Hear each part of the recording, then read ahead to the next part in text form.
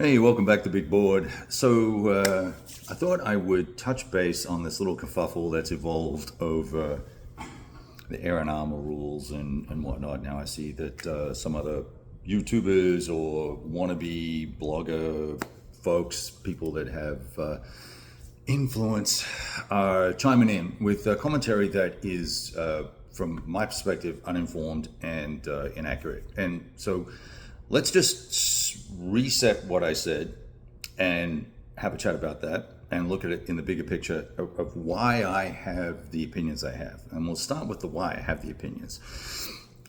When I look at a game, I look at it for myself personally. How do I play? How do I consume rules? How do I use charts? How do I use the maps? How do I interface with the game? The user interface from a technology standpoint, right? What's the best and easiest way for me to access the game and consume the game? And does the game facilitate that with its rules and its charts and its pieces and its maps and the support and all that good stuff, right? So I look at everything holistically from that perspective. But I also, when I look at games, I look at it as how, what could we do different or better that would enable more people to engage with a game, get involved with the game, and access it. Not all of us are savant wargamers, grognards. We're not all math geniuses. We're not all loving massively dense rule books or extremely verbose rule books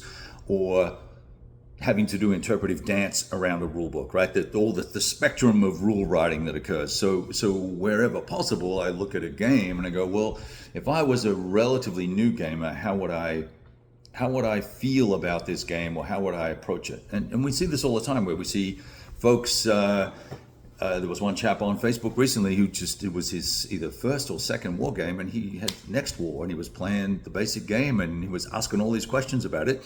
Now, the questions were way down in the weeds detail where that he had worked stuff out. So the rule book there had facilitated his ability to grok or understand the game, and it was all good. So with Airon Armor, one of the things that I first of all, I love Bruce. I've had him on my show, on my channel. I've written about the games. I love the Airon Armor game. I have not played. I played one turn of the revision of NATO. I have not played the original, mainly at his suggestion, because he said it ends up being a World War I slugfest. But then I've spoken to other folks who love the original more than the new one. Interesting, right? So when I see games, so I enjoy Bruce's company, and I like Bruce. He's a very smart guy. We have a fair amount in common professionally. He's done some things that I have done, and he's had done some things that I had aspired to do. So I was very impressed with his resume and his background. That's not the issue, right? The issue is the manner in which the rule books and the charts and everything is delivered to you for us as gamers to consume. Now, Brant, who, he's in the wheelchair dragoons or armchair dragoons or something like that.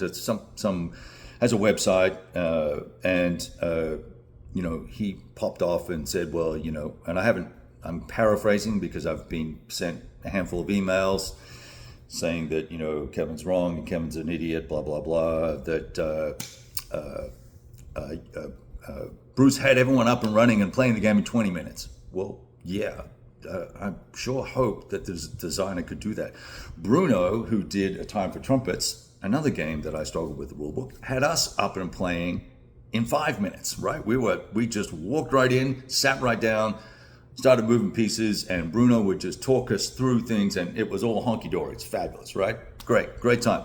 Get home, open the rule book up, look at all the exclusions and conditions and the setup charts and the challenges that came with that game. And I was like, wow, this doesn't really feel like what I was playing, because we have been gliding and being guided by the guy who made it, right? So that's just a silly, spurious, childish fucking argument from Brant. So There's probably a reason why Brant has me blocked on Facebook and doesn't actually want to have a discourse and communicate, because he just doesn't want to deal with facts or truth or other people's opinions that don't agree with his.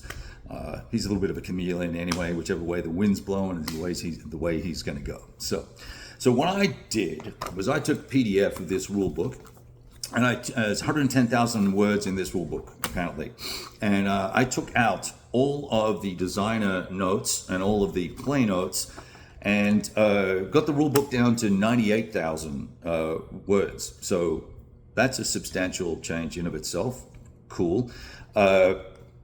There's now, and if we look at so that doesn't solve the problem though.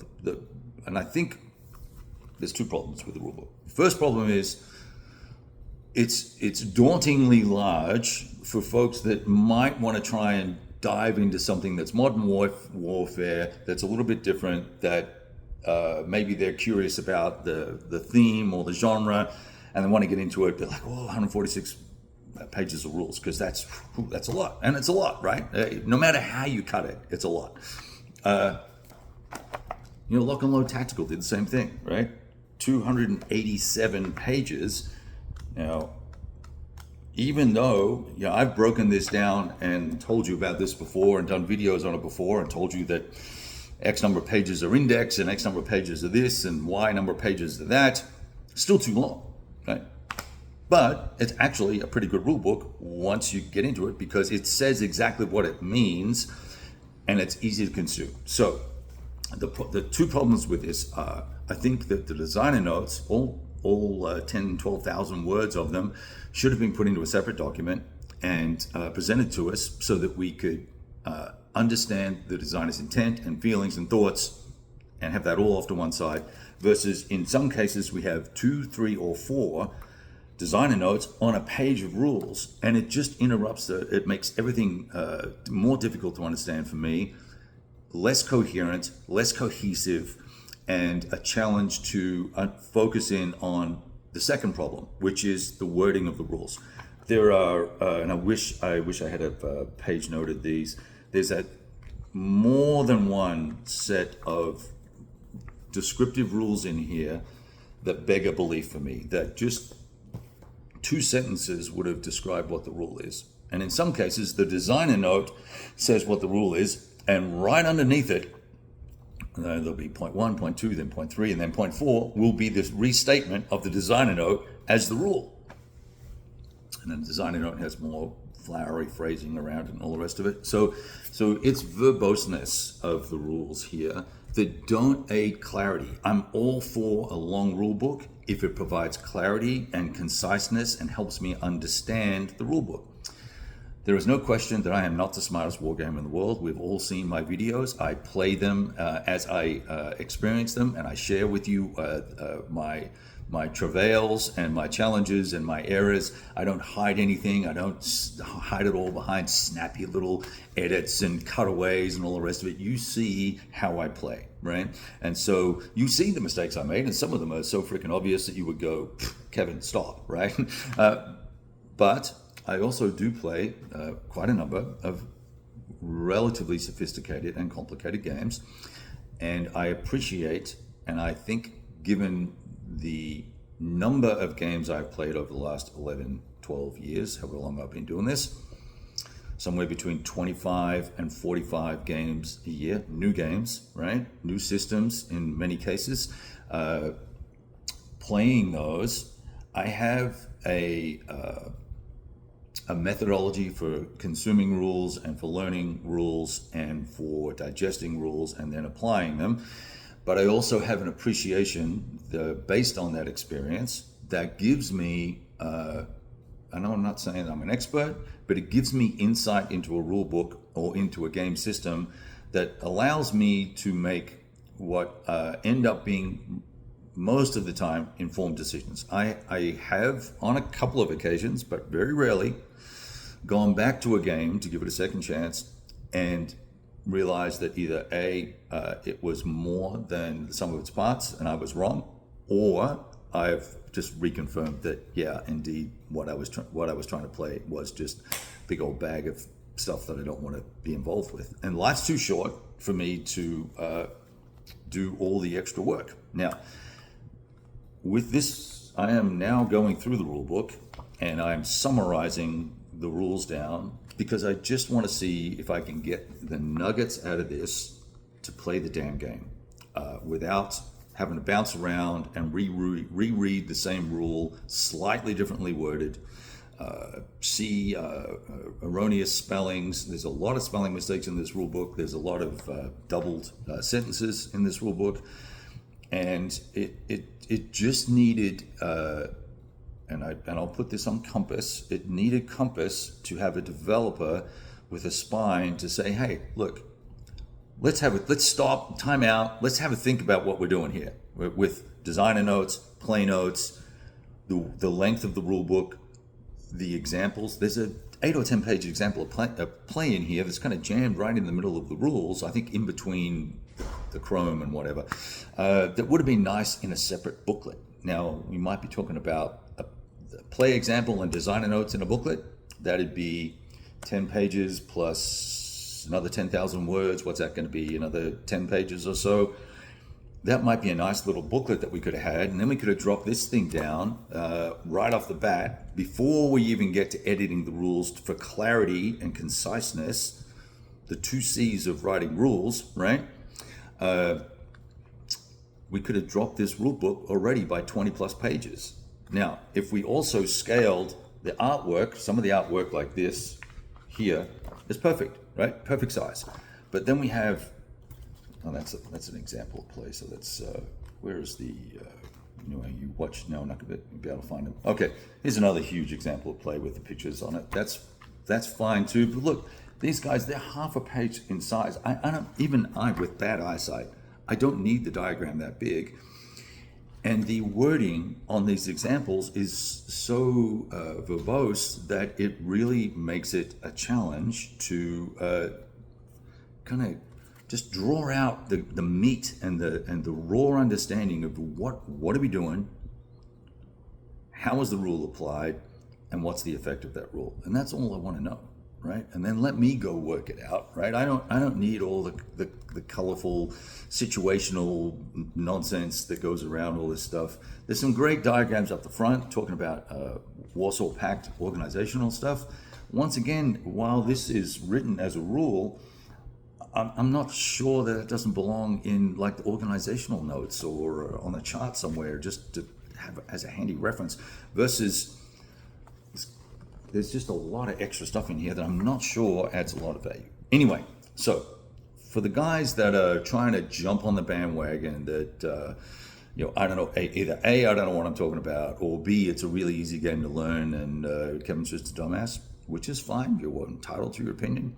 What I'd like you to do is stop and not just think about it because I said it, that it's wrong, but also think about it from the perspective of new gamers, whether that be a new war gamer or just a grognard who's trying to jump into a game. Think about it in the larger context and not just about how smart you are and how easy it was for you to go through the rules and work it out, right? Look at it in the bigger context. And none of this paints a negative picture on Compass or on the designer or anything. It's an opinion of one guy looking at the rules personally and then looking at it in a larger context. And I hope that makes some sense, and that what I'm trying to do here is encourage all of the designers and all of the publishers to do better. That's all. Just try harder and do better, and let other people offer you advice, your developer, your play testers, and instead of just being, oh yes, it's awesome, provide some feedback and think about other people who are trying to get engaged in the game or engaged in a system. If this is going to be a series and these are the series rules, this series is going to get its little group of adherents, 400 or 500 of us, and that'll be it. It won't sell 2,000 copies or 5,000 copies or whatever it is. I'd love to see it sell 10,000 copies, right? Wouldn't that be cool? Anyway.